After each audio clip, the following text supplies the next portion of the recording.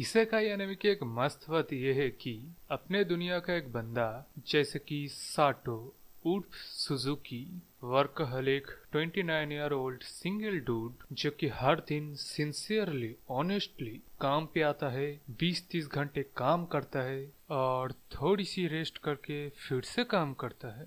Weekend क्या चीज है वो तो भूल ही गया है। और काम भी ऐसा जिस काम को करने के लिए 2-3 दिनों तक घर पे न जाके 20-30 घंटे काम करके जिस कोवर्कर के साथ महीनों महीनों काम करते हैं वो कोवर्कर तुम्हारा नाम तक याद नहीं रख पाता। Basically no respect, no money, no girl, ये टोटल सिम इस तरह का बंदा है अपना एमसी। मीन्स टिपिकल वही एवरेज गाय।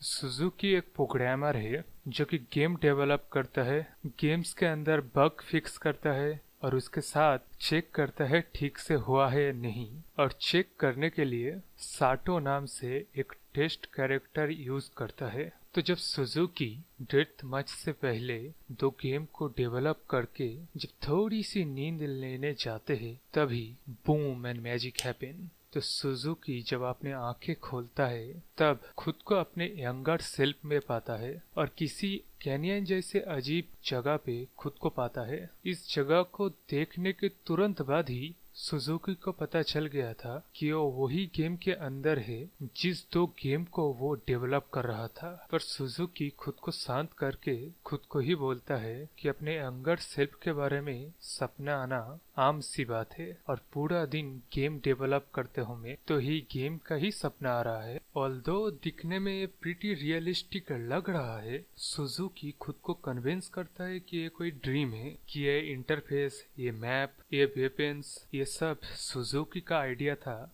ये सब के बीच में था तभी एक लिजर्ड पीपल के आर्मी ने अटैक कर दिया है साटो पर। यहाँ पे खुद तो ठहरा लेवल 1 प्ले कैरेक्टर पर और वहाँ एक लिजर्ड पीपल के आर्मी जिसके हर एक मेंबर का लेवल 50 है वो किसी वजह से अटैक कर दिया है साटो के ऊपर। यहाँ साटो गेम की ही तरह वेपन इन्वेंटरी पे पहला जो अटैक दिखा मीटियोर रेन उसी को ही यूज कर लिया और ऐसे साटो लेवल 310 पे चला गया और इसके हर एक स्टैट मैक्स इंक्रीज हो गया। तो यहाँ कुछ भी करने से पहले 310 लेवल पे एग्जैक्टली कितना स्ट्रॉन्ग हो चुका है साटो ये सीखता है हार्ड वे, क्योंकि जब दोबारा मीटियोर रेन को यूज किया तब सब कुछ तबाह होने लग गया और इसी तबाही से खुद को बचाते हुए एक और अलग जगह पहुंच गया साटो। अब यहाँ याद रखना ये जो दुनिया है सुजुकी जो दो गेम डेवलप कर रहा था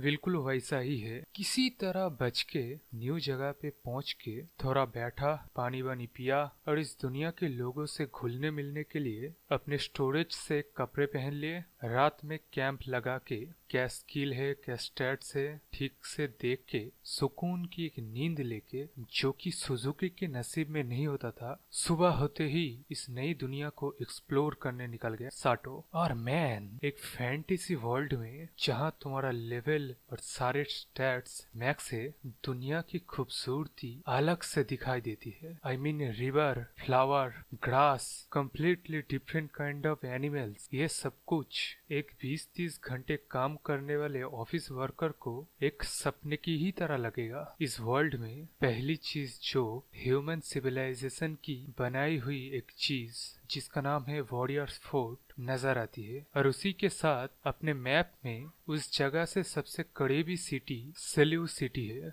मैप पे ध्यान से देखने पे सड़क से एक और आर्मी जा रही है तो साटो क्यूरियस होके इस आर्मी के सोल्जर्स के लेवल कितना है और ये किस लिए और किस तरफ जा रहा है देखने पे पता चलता है ये लोग एक वाइवन शिकार पे निकले हैं।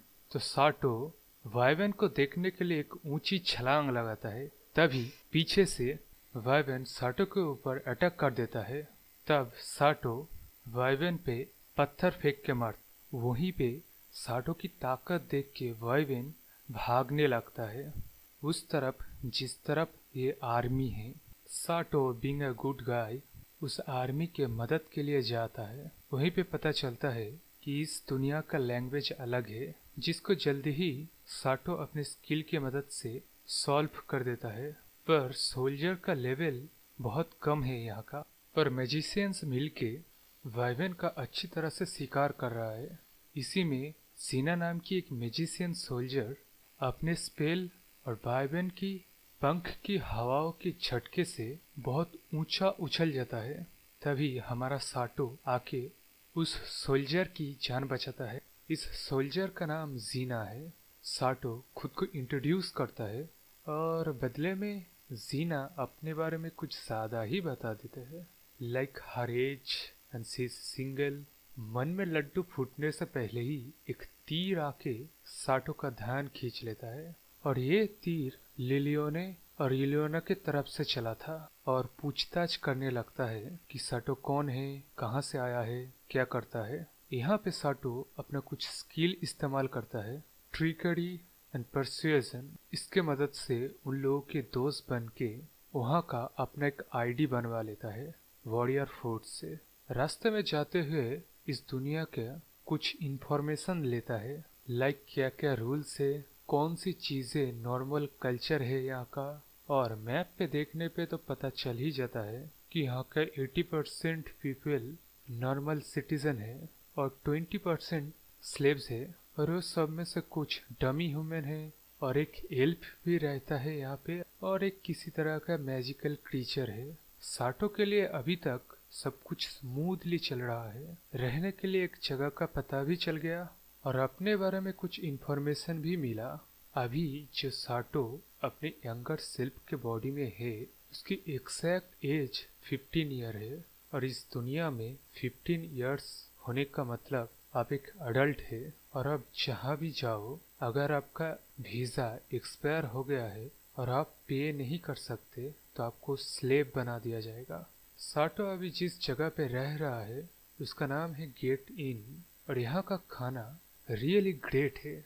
और यहाँ से भी कुछ इन्फॉर्मेशन मिलते हैं, जैसे कि यहाँ पे डीमन लॉर्ड एग्जिस्ट करता है, हीरो भी एग्जिस्ट करता है, ड्रैगन भी एग्जिस्ट करता है। गेट इन के इन कीपर से कॉन्वर्सेशन के वक्त पता चलता है यहाँ पे लाइफ स्टॉक की वैल्यू ज्यादा है ह्यूमन कैजुअलिटी से। तो साटो खुद को एक मर्चेंट बता के यहाँ पे आया है। उसी के लिए अगले दिन डेप्टर स्ट्रीट पे गया है साटो। यहाँ पे पहली बार इनकाउंटर होता है डमी ह्यूमंस का, जो कि इनके हिस्ट्री की वजह से इस सिटी में लोग डमी ह्यूमंस को हेट करता है, जो कि ऑब्वियसली साटो को नहीं पता था। उसने उन डमी ह्यूमन स्लेव की हेल्प की, इस वजह से साटो को पता चला डमी ह्यूमंस के साथ क्या चक्कर है। वहाँ से कुछ शॉपिंग करके गेट इन पे वापस आके कुछ खा पी के, एक्चुअली इतना टेस्टी था कुछ ज्यादा ही खा के, साटो सोचने पे मजबूर हो जाता है कि यह किसी तरह का सपना तो नहीं है, पर ये सब कुछ जो हो रहा है सच में ये कोई अलग दुनिया है। और इसके दिमाग में ये बात भी आता है कि इस दुनिया से निकलने के लिए क्या करना पड़ेगा, क्योंकि वो एक गेम के अंदर है जिस गेम को वो डेवलप कर रहा था, पर इस गेम का एंड तो हुआ ही नहीं कभी। तो क्या सच में परमानेंटली इस दुनिया में रह जाएगा? ये सब सवाल को लेके रात को ही बाहर निकल के सेलियर सिटी को एक ऊंची जगह से देखते हुए सोचता है, ये दुनिया जैसे भी हो मैं यहाँ पे हूँ और मुझे इसका पूरा आनंद उठाना चाहिए। आई मीन है सुजुकी अपने 20-30 घंटे के काम से तो बच जाएगा।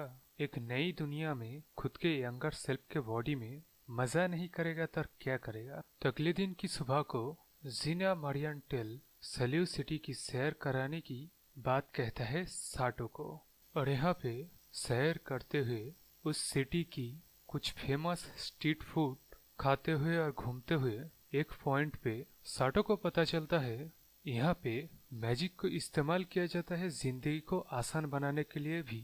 और जीना के साथ मैजिक और डीमन लॉर्ड्स की बातें करते हुए घूमते घूमते रास्ते पे एक जगह में एक मोटा कद्दू जिसका नाम बॉयडो है, जो कि साइक्लोन टेम्पल का हेड प्रीस्ट है, वो पत्थर बेच रहा है डमी ह्यूमन स्लेव को जो कि जंजीरों में बंधा हुआ है मारने के लिए, और लोग अंधे होकर पत्थरों को खरीद रहा है मारने के लिए।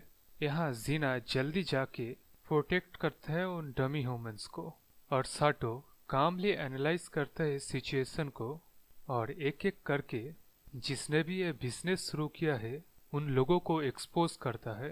यहाँ पे किसी और चर्च का प्रीस्ट भी आके रोकता है। तीनों मिलकर जिसका वो स्लेब था और वो प्रीस्ट और उनके मोटिव भी लोगों को बता दिए।